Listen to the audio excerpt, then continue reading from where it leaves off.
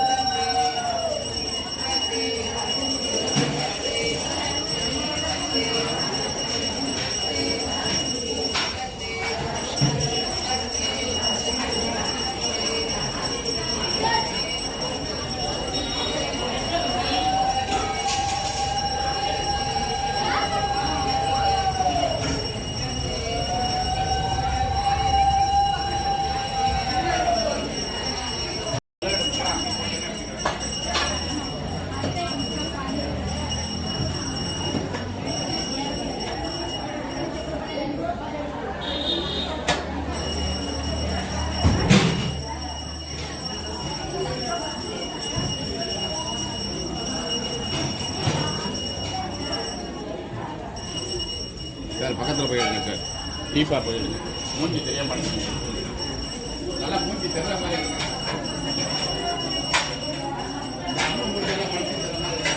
இதான் வந்துருச்சுல பாருங்க.